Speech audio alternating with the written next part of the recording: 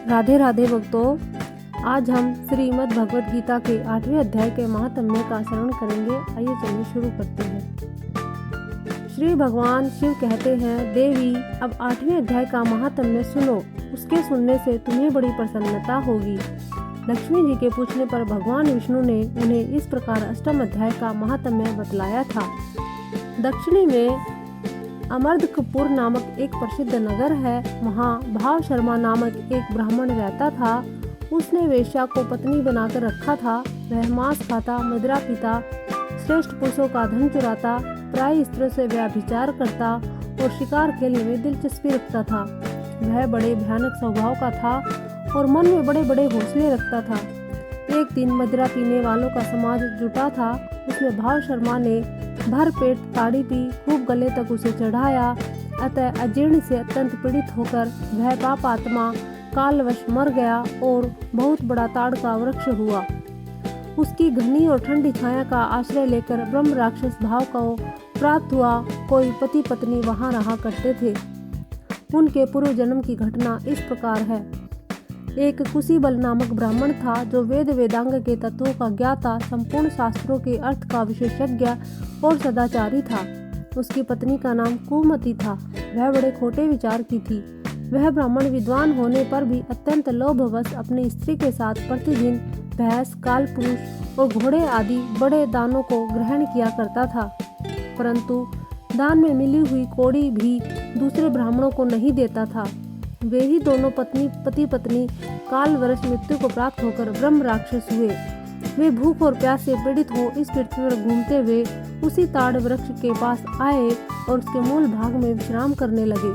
इसके बाद पत्नी ने पति से पूछा, नाथ, हम लोगों का यह मान दुख कैसे दूर होगा? ब्रह्म राक्षस योनि से किस प्रकार हम दोनों की मुक्ति होगी? तब उस ब्राह्मण ने कहा, ब्रह्म विद्या के उपदेश, अध्यात्म तत्व के विचार और कर्म विधि के ज्ञान के बिना किस प्रकार संकट से छुटकारा मिल सकता है?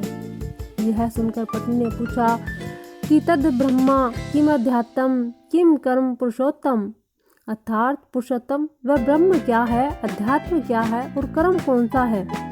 उसकी पत्नी के इतना कहते ही जो आश्चर्य की घटना घटित हुई उसको सुनो। ऊपर युक्त वाक्य गीता के 8वें अध्याय का आधा श्लोक था। उसके श्रवण से वह वृक्ष उसी समय ताड़ के रूप को त्याग कर भाव शर्मा नामक ब्राह्मण हो गया।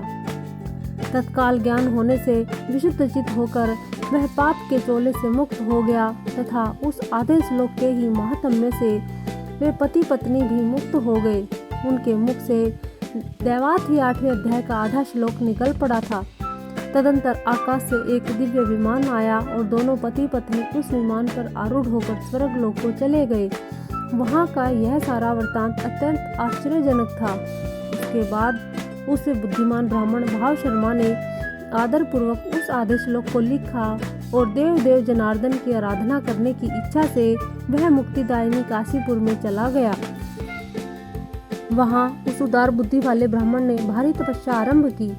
उसी समय क्षीर सागर की कन्या भगवती लक्ष्मी ने हाथ जोड़कर देवताओं के भी देवता जगतपति जनार्दन से पूछा, नाथ, आप सहसा नींद त्याग कर खड़े क्यों हो गए? श्री भगवान बोले, देवी, काशीपुरी में भागीरथी के तट पर बुद्धिमान ब्राह्मण भाव शर्मा मेरे भक्ति रस से परिपूर्ण होकर अत्यंत कठोर तपस्या कर रहा है। वह अपनी इंद्रियों को वश में करके गीता के 8वें अध्याय के आधे श्लोक का जप करता है। मैं उसकी तपस्या से बहुत संतुष्ट हूँ। बहुत देर से उसकी तपस्या के अनुरूप फल का विचार कर रहा हूँ। प्रिय, इस समय वह फल देने को मैं उत्कंठित हूँ।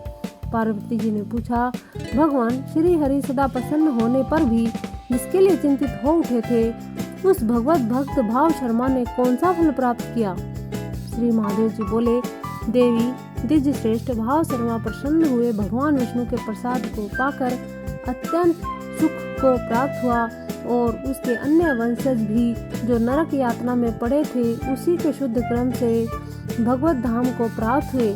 पार्वती, यह 8वें अध्याय का महात्म्य थोड़े में ही तुम्हें बताया है। इस पर सदा विचार करते रहना चाहिए।